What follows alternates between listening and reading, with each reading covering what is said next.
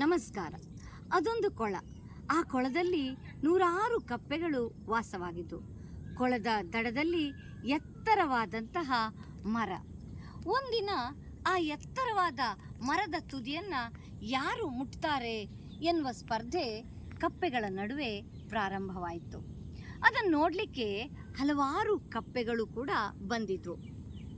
ಹೀಗೆ ಕಪ್ಪೆಗಳೆಲ್ಲ ಮರವನ್ನು ಏರ್ತಾ ಇರುವಾಗ ಕೆಲವು ಕಪ್ಪೆಗಳು ಜಾರಿ ಕೆಳಗೆ ಬೀಳ್ತಾ ಇದ್ವು, ಮತ್ತೆ ತಮ್ಮ ಪ್ರಯತ್ನವನ್ನು ಮುಂದುವರಿಸ್ತಾ ಇದ್ವು.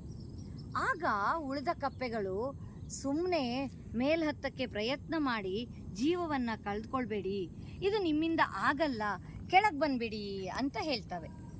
ಅದನ್ನು ಕೇಳಿದಂತಹ ಕಪ್ಪೆಗಳು ಧೃತಿಗೆಟ್ಟು ಒಂದೊಂದಾಗಿ ಕೆಳಗೆ ಇಳಿದು ಬರ್ತವೆ. ಇನ್ನು ಕೆಲವು ಕಪ್ಪೆಗಳು ಹೆದರಿ ಜಾರಿ ಬಿದ್ದು ಬಿಡ್ತವೆ.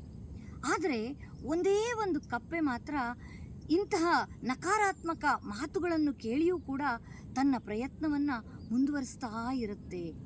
ಇಲ್ಲಿ ಕೆಳಗಿದ್ದಂತಹ ಕಪ್ಪೆಗಳು ಕೂಗ್ತಾನೇ ಇರ್ತವೆ, ಆಗಲ್ಲ, ಮರಳಿ ಬಾ ಅಂತೇಳಿ.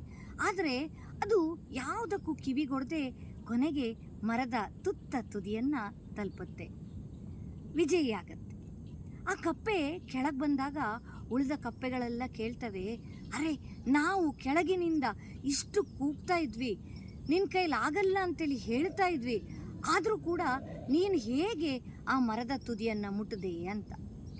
ಆಗ ಉಳಿದ ಕಪ್ಪೆಗಳಿಗೆ ಗೊತ್ತಾಗತ್ತೆ ಅದು ಕಿವುಡಾಗಿತ್ತು ಅಂತ.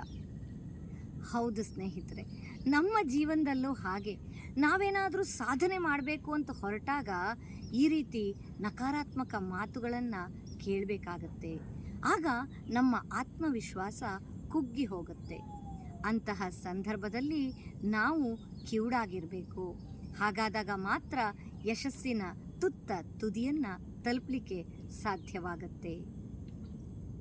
ಧನ್ಯವಾದ.